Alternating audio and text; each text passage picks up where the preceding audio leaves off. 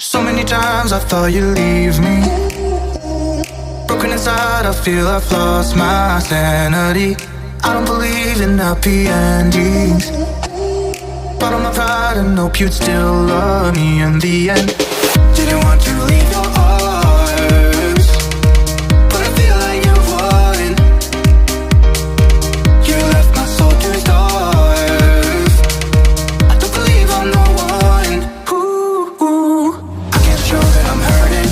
You can't know that I'm worried. I gave up in a hurry just to know I'm safe.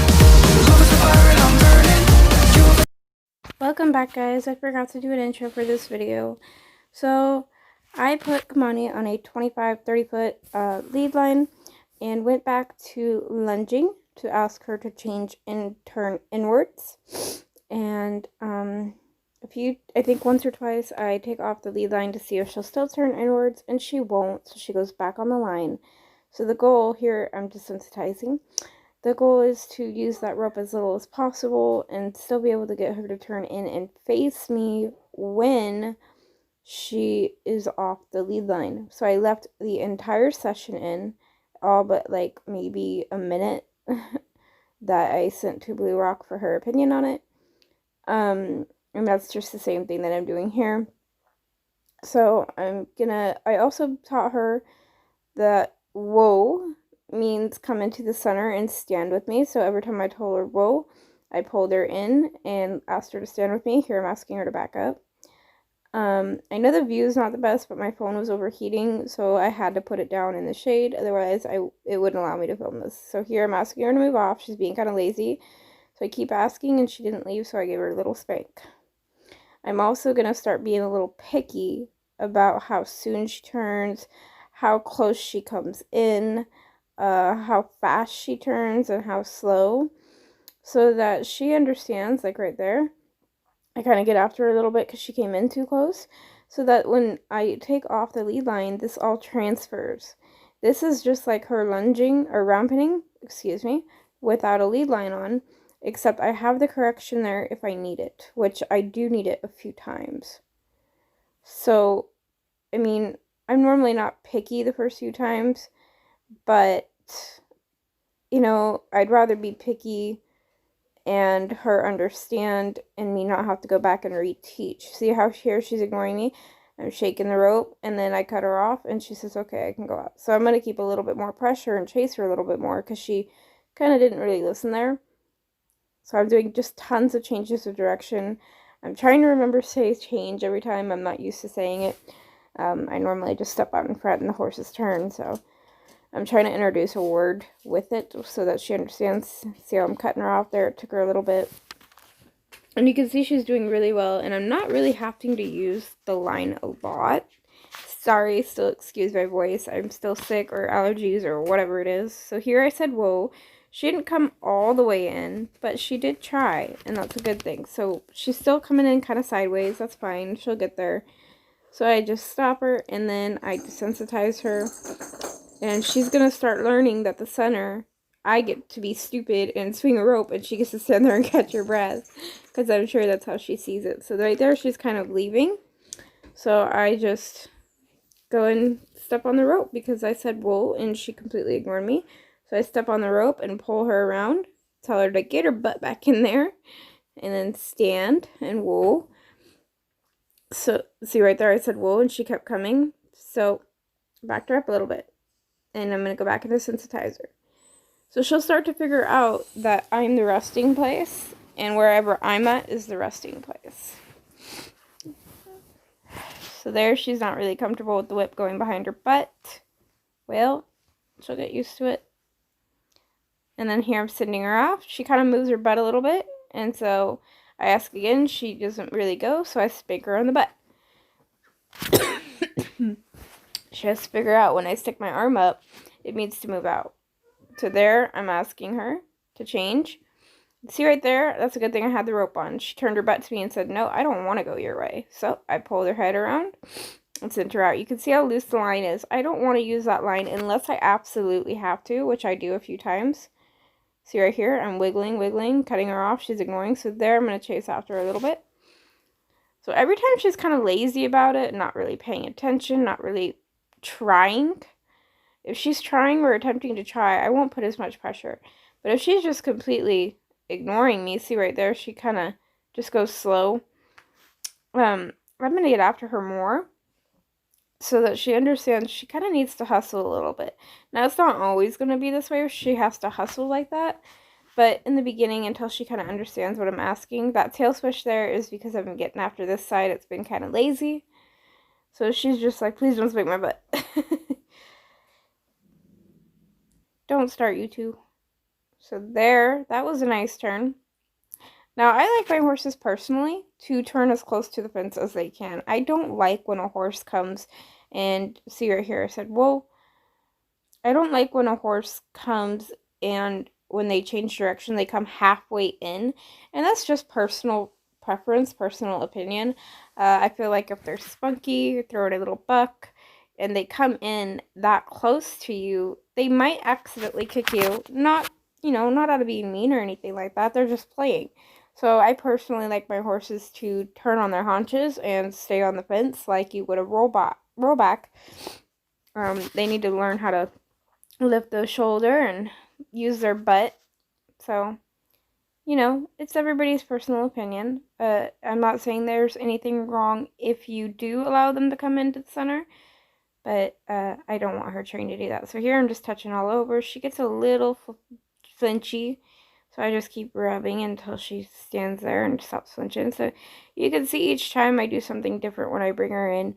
I will definitely desensitize every time for right now when I come in, because right here she's off the lead line, because I don't want her to think that me spanking her in the butt, I don't want her to be afraid of the whip. So for right now, it's going to be a lot of desensitizing. See here, I asked her to change in, and she's kind of like, you don't have the power to make me. I mean, she's looking at me, but she's not really trying like she does on the lead line. And you can tell with the lead line, I don't even use it that much. So I go back after a few attempts. I kind of chase her off here and make her work since she's not really listening. And I try again.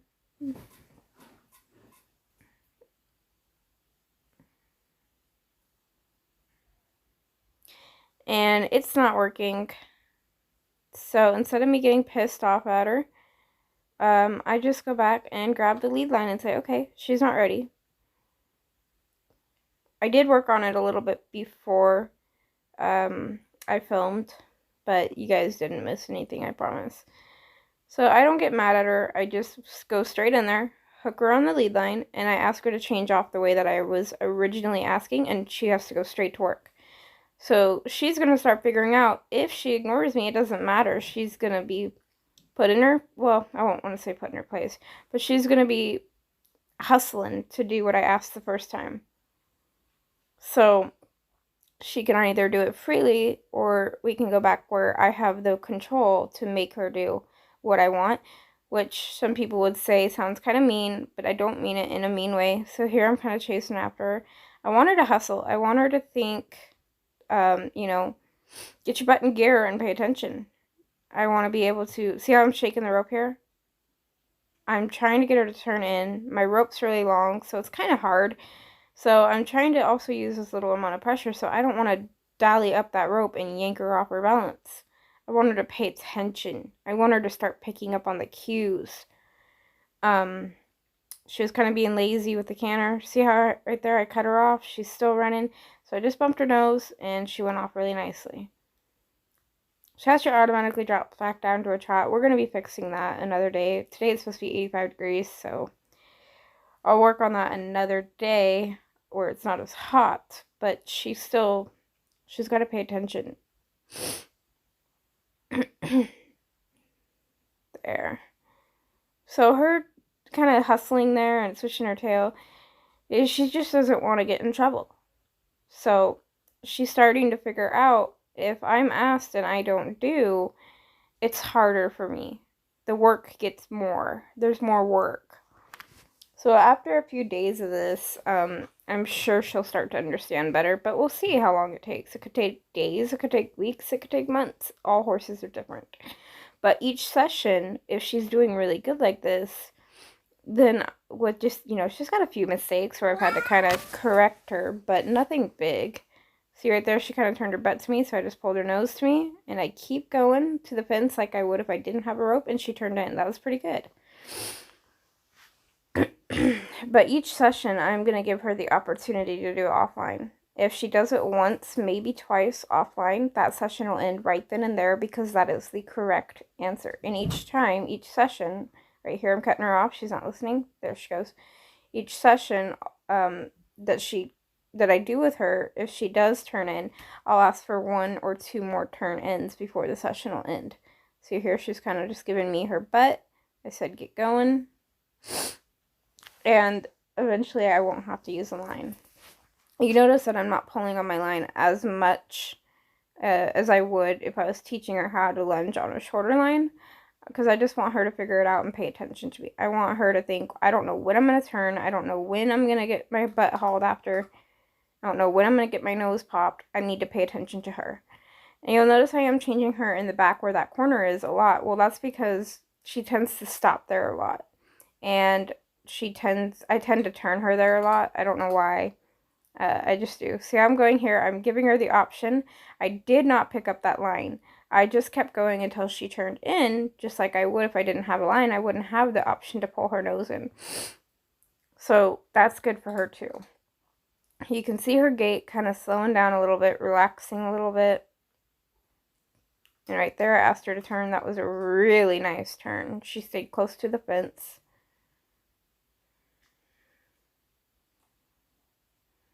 Right here, that was a great turn. Really loose line. So she didn't get it when I, took her off the line. That's okay. I'm allowing her to walk here also because I don't want her to think as soon as this line is attached and as soon as you're in the round pen that you have to absolutely haul butt and work. I want her to think that it can be a relaxing place. So there I just kind of shake the lead rope and ask her to walk.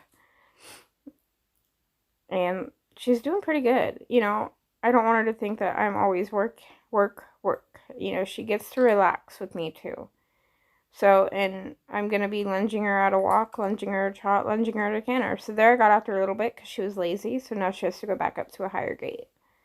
But when she's being really responsive, I'll allow her to walk. If she's being kind of ignoring me and I'm not there, la-di-da-di-do, she's going to get hustled. Here, I step out in front. And she had a nice turn, but she threw a little bit of a fit. That's okay. It's just me keeping the pressure up. So here, she kind of drug through me a little bit and tried to go the way she wanted.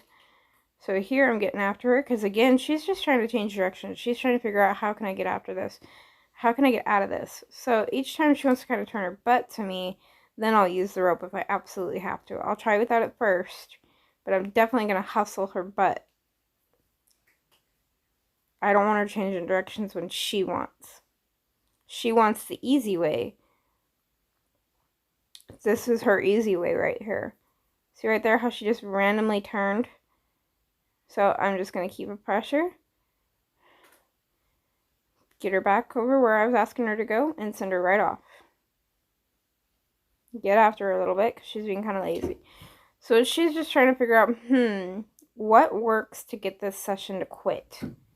Well, what works is her turning in nice and quietly and paying attention to my body language. Obviously, you can stop after the first few times, but I feel like I want them to do it as softly and quietly as possible. So here I said, whoa. She came in. I was actually laughing because this morning I went out and her braid was undone, so I decided to undo all of her braids.